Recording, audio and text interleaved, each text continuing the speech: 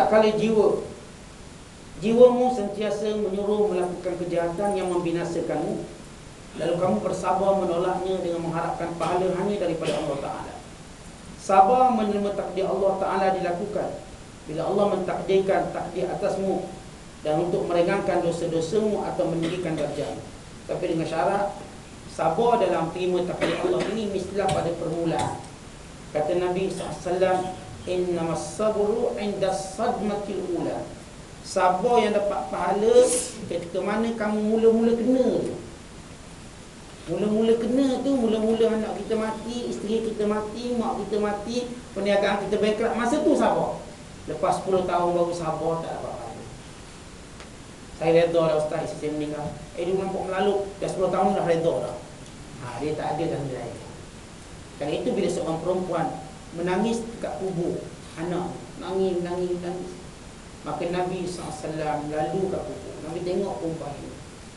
Nabi kata, Ya ummah sabar, isbiri ya ummah. Wahai ibuku, sabarlah. Sebab perempuan ni menangis melampau sangat. Menangis sikit-sikit tak ada hal, menangis melampau sangat. Lalu kata perempuan ini, ilaika anni fa innaka lam tusab bi musibati. Tak payah peduli aku. Tidak tahu Nabi Muhammad SAW. Tak payah peduli aku, kamu tak kena macam aku kena. Kalau kamu kena baru tahu. Nabi dia punya orang kena musibah, so jangan kita nasihat banyak-banyak, dia jadi kufur. Nasihat sekali, kalau dia lama diam, cabut dia. Tunggu seminggu, biar dia tenang, dia okey. Itu memang satu bentuk uslub yang perlu kita tahu. Nabi SAW tak kata, makcik kenal tak siapa ni? Tak, Nabi SAW tak kata macam tu. Nabi diam. Nabi tinggalkan perempuan ini dengan kemarahannya. Sehingga seorang lelaki kata, makcik kenal tak siapa tu? Itu Nabi SAW. Terkejut dia, terus bangun dia kubur. Bangun cari. Tunggu Nabi SAW. Ya Rasulullah, al-an asbir. Ya Rasulullah, saya sabar dah sekarang, sabar. Kata Nabi SAW, innamas sabru inda sadmatil ula. Wahai ibu, sabar itu pada permulaan musibah. Bukan dah lama dah tengok yang tegur tu Rasulullah baru nak terasa sabar. Bukan itu sebenarnya. Kita bukan sabar kerana sebab fulan tegur kita. Sabar ni sebab kita percaya pada pahala di sisi Allah. Bukan sebab fulan tegur kita. Ya, kadang-kadang orang biasa tegur, tak nak sabar. Tiba raja tegur, sabar. Raja kena sabar. So orang ni tak sabar sebenarnya, kerana dia segan pada kedudukan orang. Sebab itu Nabi SAW menegur wanita ini. Kerana wanita ini ternyata dia bersabar, memaksa dirinya bersabar dengan sebab kedudukan Rasulullah SAW. Bukannya kerana hubungannya dengan Allah. Sabar ni saudara hubungan kita dengan Allah. Siapa pun yang kata sabar, maka kita melihat muhasabah ni kita dengan Allah. Walaupun yang kata sabar tu budak kecil, pakcik sabar pakcik, tak apa. Walaupun budak ni bukanlah sabdi, bukan orang hebat, tapi apa yang diingatkan pada kita tu benar. Dan itu sabar biar pada permulaan musibah. Jangan dah lama orang nak sabar tak dapat pahala macam yang dituntut di sini. Apabila hal ini sudah diketahui, maka salah satu ciri yang dimiliki para kekasih Allah adalah sabar dan disertakan dengan keyakinan yang kuat. Ada keyakinan bahawa Allah tidak meninggalkan dia. Syekhul Islam Ibn Taymiyah pernah ditanya, bagaimana cara memperolehi suatu kepimpinan dalam agama? Dia menjawab dengan kesabaran dan keyakinan. Bukankah kamu pernah mendengar firman Allah Ta'ala dalam surah As-Sajdah ayat 24? Wa ja'alna minhum a'immatan yahduna bi amrina lamma sabaru wa kanu bi ayatina yuqinun. Dan kami jadikan antara mereka itu pemimpin-pemimpin yang memberi petunjuk dengan perintah kami ketika mereka bersabar, yakni sabar dalam menegakkan kebenaran dan mereka meyakini ayat-ayat kami. Bila orang tanya dia, macam mana saya nak jadi pemimpin dalam agama? Sebagaimana para Nabi SAW jadi pemimpin dalam agama. So pemimpin paling mulia ialah pemimpin dalam agama. Pemimpin dalam syarikat korporat, bagus. Pemimpin dalam jabatan pengurusan, bagus. Yang paling utama pemimpin dalam agama. Pemimpin yang mengajak manusia kembali kepada Allah. Jadi nak dapat kepimpinan dalam agama ni macam mana? Tak semua orang boleh jadi pemimpin dalam agama. Apa yang patut mereka ada, sifat utama yang mereka ada ialah sabar. sabar dalam berdakwah, sabar dalam menuntut ilmu, sabar dalam menangani kerena-kerena orang bawahan. Kelak mereka bakal menjadi pemimpin agama yang hebat. Pemimpin-pemimpin agama yang hebat lahir kerana mereka sabar dengan segala tingkah laku anak-anak buah. Dan mereka juga sabar dengan ilmu yang mereka peroleh. Mereka juga sabar dalam proses mereka menyampaikan ilmu. Kadang-kadang mereka ditangkap. Ramai ulama-ulama sebab nak sampaikan kebenaran ditangkap. Kadang-kadang nama-nama mereka di blacklist. Kadang-kadang mereka dihalang untuk ke sana dan ke sini. Mereka persis seperti penjenayah. Walau mereka tidak ada apa salah, melainkan mereka mengajak manusia kembali kepada agama. Maka mereka melalui zaman-zaman itu, sebagaimana yang berlaku pada Nabi Muhammad SAW, yang hanya ajak orang beriman kepada Allah, akhirnya dibuang oleh kaum sendiri, keluarga sendiri. Kemudian Nabi berhijrah, lihat kepimpinan Rasulullah terserlah di Madinah Al-Munawwarah. Akhirnya menjadi pemimpin agung dunia kerana sifat sabar yang ada pada Nabi. Karena itu kalau kita lihat, kita banding-bandingkan dakwah kita dengan Nabi SAW. Kita alhamdulillah saudara, bila saudara nasihat mak, nasihat ayah, nasihat kawan, tak ada lagi kawan banding dengan telur, banding dengan batu, tak ada. Paling kurang dia cengih sikit, cengih mata sikit, angkat suara sikit, kemudian tak kawan. Itu dia. Kita pun putus asa. Nabi SAW banding batu, letak pun unta belakang. Nabi pernah dibelit dengan kain serban sampai Nabi SAW tercungak-cungak tahan nafas. Datang bakal lepas ni kain serban yang dililit di leher Nabi SAW. So kita tak pernah kena, tak pernah rasa suka seperti itu. Ya, kadang-kadang kita mengeluh, "Ustaz, saya nak buat macam mana anak saya ni, tak erti dah." Apa yang kita kena sehingga kita dah tak erti nak buat? Tahu kita yang cekik anak kita tu kita, bukan anak kita cekik kita. Kita yang didik kain serban kat anak kita tu, terus semayang. Tapi kita tiba-tiba rasa macam dah habis. Saya nak didik anak saya, habis lah. Nak didik isteri saya, dah habis lah. Dah habis. Saudara-saudara semua, dalam kehidupan Rasulullah, contoh perjalanan hidup Nabi sangat banyak contoh, supaya kita belajar. Nabi kita dia tak muncul sebagai Superman untuk berdakwah. Semuanya berlaku sekali mata, tidak. Ia dengan perjuangan sebagai seorang manusia yang melalui ranjau yang berduri, yang melalui penderitaan, yang melalui maki hamu, yang melalui tuduh pelebelan yang cukup buruk. Nabi lalu satu peringkat perjuangan seorang manusia biasa yang semua akan dilalui. Maka apa yang dilalui oleh Nabi lagi dahsyat. Sebab itu kata Syekh Dr. Mustafa Sibai, ke mana beliau menguraikan keunikan dakwah Nabi SAW. Dakwah Rasulullah dalam kitab beliau As-Sirah Nabawiyah Durusun wa Ibar. Beliau menyatakan, lihat, Rasulullah melalui peringkat demi peringkat sebagai seorang manusia yang membawa perkara yang ditentang oleh umatnya, kaum keluarganya, dimaki hamu, dituduh, digilakan, dan dengan pelbagai bentuk tuduhan-tuduhan yang tak sanggup didengar oleh telinga. Kemudian Nabi SAW dipukul, bahkan Nabi SAW nyaris hendak dibunuh. Dan perancangan untuk membunuh Rasulullah ini berterusan. Dan Nabi SAW, peringkat Nabi diracun, hampir diracun oleh Yahudi Bani Qainuqa, Bani Nadir dan sebagainya, dicampak batu dari atas. Artinya usaha membunuh Nabi SAW berterusan. So kita dakwah tak ada lagi orang nak bunuh kita. Paling kurang orang bisi tauliah dia tu dia. Kita pun dah rumah dah tak nak jual lah. Orang duk always dia tauliah dia. Rasulullah SAW bukan isu kalian nak bunuh. Cuba bercakap aku bunuh. Sebab peringkat itu Nabi SAW. Supaya kita dapat satu semangat. Apa yang menimpa kita sekarang dalam menjalankan perintah Allah sikit sangat. Dan kita cepat sangat putus asa sehingga kita lupa pada Allah. Mintalah hajat dengan Allah. Allah Ta'ala ni senantiasa suruh kita minta dengan dia. Tak minta Tuhan marah. Man lam yas'alillah yaghdab alaih, falyas'al ahadukum hajatahu kullaha hatta syasya na'lihi idza qata. Rawahu Tirmidzi. Kata Nabi SAW, Allah Ta'ala ni kalau kita tak minta, dia marah. Maka hendaklah kamu bila ada hajat, semua hajat, minta dengan Allah. Walaupun tali selipar kamu putus, minta dengan Allah. Ya Allah, tali selipar aku putus, minta dengan Allah. Ya Allah, selipar aku hilang, minta dengan Allah. Dalam perkara kecil atau besar, minta dengan Allah. Sehingga ada seorang tabi'in yang mulia, Apabila dia sujud lama suruh dia. Sujud lama dulu. Kemudian dia bangkit. Orang tanya dia Tuan Syekh. Tuan Syekh sujud lama ni apa dia baca? Lama sangat. Kita kalau sujud lama terus darah tinggi. Sebab tak tahu benda nak baca. Tak ada doa kita nak doa. Kita tak reti.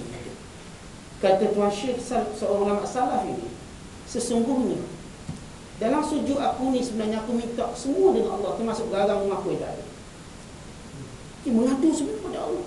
So kita tak mesra Tuhan, tak mesra dengan Allah, mesra dengan Facebook. Facebook cerita berlaku, kita keluarga saya, cerita saya makan kat mana, minum kat mana, cerita mesra Facebook, mesra Twitter. Lambat ada sikit kejadian, tweet terus Facebook. Tapi dengan Allah apa kita ada?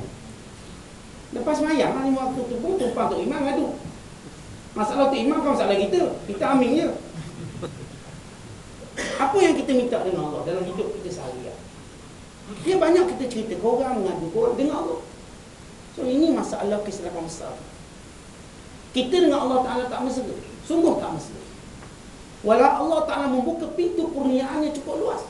Allah Ta'ala berfirman, was'alullaha min fadli. Hendaklah kamu senantiasa minta kurniaan aku. Tuhan sebut fadl. Fadl ni apa maksud saudara? Fadl ni, fadl ni maknanya Allah ni memang nak disimpan dah lebih, nak bagi lebih. Bukan cukup-cukup yang ada kat Allah ni. So kalau orang tu ada kereta 2 buah, kita nak pinjam fikir juga fikir, isteri dia sebuah, dia sebuah.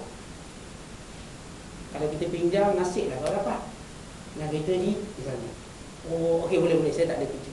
Tapi orang seorang tu ada 40 buah kereta, confirm dapat. Sebab lebih sangat. Nak kata isteri dia baru dulu, bukan 4. Ni kereta 40 buah. So cakap, saya nak kereta, insyaAllah dapat. Apatah lagi dia terkenal dengan pembuat. Nah, apatah lagi Allah Ta'ala. Allah ni dah simpan ni, lebih untuk kamu. Tapi kita tak minta. So tak minta kita. Akhirnya apa yang kita ada ini, apa yang kita jalani sehari, yang patut kita minta, yang patut kita dapat, peruntukan Allah tahun ni tangguh tampang pula, tapi tak minta tahun ni, tahu rugi kita. Minta semua saudara, apa kita nak minta? Ya Allah, biarlah anakku jadi seperti Imam Bukhari. Minta, ada banyak kita nak minta. Ya Allah, ya Tuhan aku, jadilah aku begini. Saudara, kita nak doa dengan Allah ni banyak semua. Tapi orang kita jadi satu PA perangai, nak minta banyak-banyak kat Mekah. Mekah banyak dia bawa. Tu pergi tu berat nak bawa. Banyak dia nak minta ni. Panjang doa dia. Saudara, kenapa kita hanya jumpa Allah di Mekah, di Madinah? Kerana hati kita jauh dengan Allah. So kalau kita jauh dengan orang ni kita jumpa sekali-sekali je kan. Jumpa kat mana, dekat perasmian tu, perasmian ni, jumpa lagi. Tapi kalau kita rapat dengan dia, agak-agak bila kita nak jumpa? Kalau saudara rapat dengan seorang, bila saudara nak jumpa, saudara call je. InsyaAllah saya ada kat sini, ada kat sini. Tapi orang tu memang kita nak dekat dengan dia, tapi kita tak mesra dengan dia, maka kita cuma jumpa majlis-majlis wajib lah. Jumpa dia, jumpa kat Mekah, jumpa kat Madinah. Mekah pun bukan semua tempat. Ladang hotel tak jumpa. Jumpa Mekah ni dekat depan Kaabah. Siap. Dia hotel ni tak jumpa. Dia cuma jumpa Allah Ta'ala depan Kaabah. Depan Kaabah pun tengoklah kat Muntazam je. Muntazam dia tak nampak Allah di tempat lain. So malangnya kita, terlalu malang kita, sehingga bila kita nak dapat doa mustajab, nak ke Mekah. So kita dapat doa mustajab di sini. Kita boleh dapatkan doa mustajab di tengah jalan. Kerana itu Nabi SAW ajar pada kita doa yang cukup banyak. Dalam kitab-kitab hadis yang para ulama susun, seperti Imam Nasai, seperti Imam Nawawi, seperti Imam Daruqutni, namanya kitab doa, panjang betul kitab. Saya dah buka berapa ribu hadis, banyak macam-macam doa Nabi SAW. Ini kitab paling baik macam saya sebut, kitab Azkar. Baca Azkar. Ya, mungkin yang diterjemah masa Melayu taklah tepat, 794 muka surat. 794 muka surat. Saudara jangan apa ni, gelojoh sangat. Dia macam surat khabar. Surat khabar berapa muka surat? Satu hari kita habiskan 50 muka surat. Jadi 50 muka surat setahun berapa? Sebulan je, sebulan 50 muka surat sebulan 1,500. 2 kali Azkar. 2 kali khatam Azkar. Tapi agama ni nak sabar tu susah. Surat khabar tak payah sabar, boleh baca je. Nak baca kita askar dolai kok ngantuk muak. Tu orang tolong baca, bukan suruh baca sendiri. Jadi saudara, kita perlukan kekuatan nak tahu doa-doa Nabi SAW. Kerana pada doa Rasulullah SAW dia ada satu bentuk kekuatan dalam kita menghadapi ujian. Dan suatu kekuatan untuk kita sabar. Tidak kita sabar kosong. Sabar sekadar kita mampu tahan dengan fizikal kita. Dengan akal kita sementara. Dan apabila sabar itu tak mampu lagi ditahan, akhirnya tindakan kita luar biasa, merugikan, menghilangkan kemuliaan selama ni kita sabar. Jiran sebelah buang sampah sebelah kita sabar. Akhirnya kita letup rumah dia. Asalnya jiran sebelah nampak, hey hebat jiran aku dia sabar. Buang sampah tak kata apa, diam. Lepas tahu dia letup rumah. Rupanya tak sabar dia. Teruk pada aku lagi. Sabar ni kalau kita tahan bukan dengan agama, saudara, kelak kita akan bertindak akan merosakkan diri kita, maruah kita, bukan agama. Sebab itu bila kita nak sabar dengan agama, kerana agama menjanjikan memberi kepada kita ketenangan. Alhamdulillah, saya sabar, saya dapat pahala, saya dapat kurniaan. Kita tak fikir nak balas balik. Berbanding seorang yang sabar dengan kekuatan, tak apa, saya sabar. Tahun lepas saya naik YB, jaga. Tahun lepas saya jadi ketua kampung, jaga. Tahun lepas kalau saya kaya, jaga. Kalau orang ni tidak bersabar, dia mengumpulkan kekuatan bagi bertindak balas. Akhirnya orang menyangka dia sabar, rupanya jahat juga. Dulu nampak macam baik, rupa jahat lagi. Ini yang selalu berlaku kepada orang-orang, kita katakan dalam perbalahan politik. Ditindak, nampak macam sabar, tiba dia naik sama teruk. Bukan dia akan membunuh lawan-lawan politiknya, sebagaimana kerajaan Abbasiyah, Umayyah. Dia akan membunuh, pun dia tak sabar, dia cuba cari keluar. Tapi orang yang bersabar seperti Umar bin Abdul Aziz, dia tidak menjadikan dendam semalam sebagai dendam hari ini, tetapi kemaafan. Kemarahan semalam diterjemahkan hari ini dengan kemaafan, sebagaimana yang dilakukan oleh Nabi SAW. Bila mereka ada kuasa, mereka terjemahkan dengan kemaafan, bukannya dengan dendam. Ini orang hebat. Sebab itu kata Umar bin Abdul Aziz, jangan kamu lihat seorang itu lembut sehingga dia ada kuasa, dan lihat apa yang dia buat. Boleh kamu tahu dia lembut. Masa dia tak ada kuasa, nampak lembut, sabar je dengan. Belum ada kuasa, cuba bagi kuasa satu hari, yang pertama dia buat pecah kita. Yang pertama dia buat begini. Punya dia tak mampu sabar.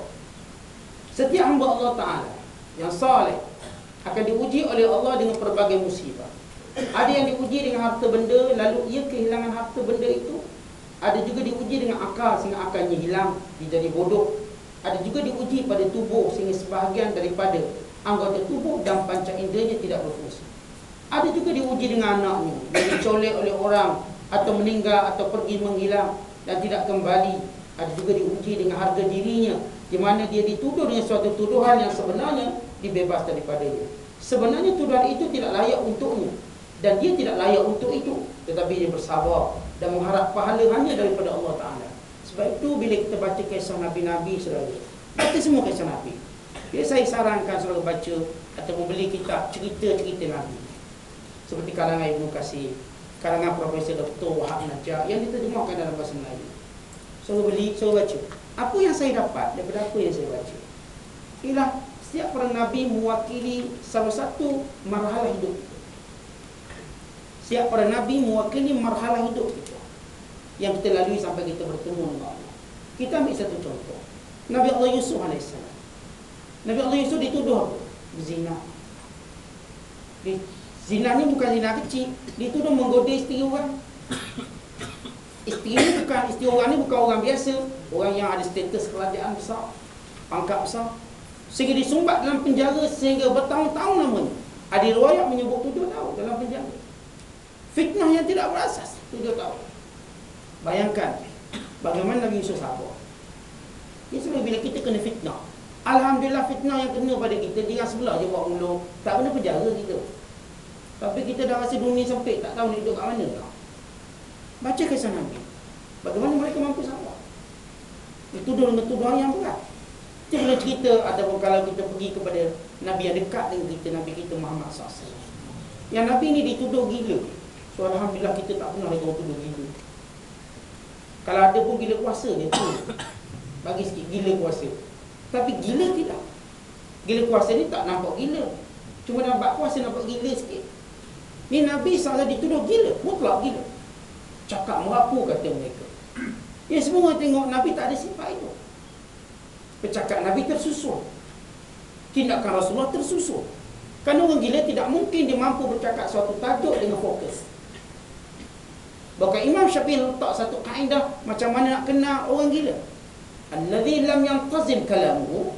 Kalau kamu nak kenal orang gila, orang yang kalau bercakap tidak tersusun perkataan. Dia cakap bani, dia cakap balik. Tak ada hubungan antara tajuk pertama, tajuk kedua.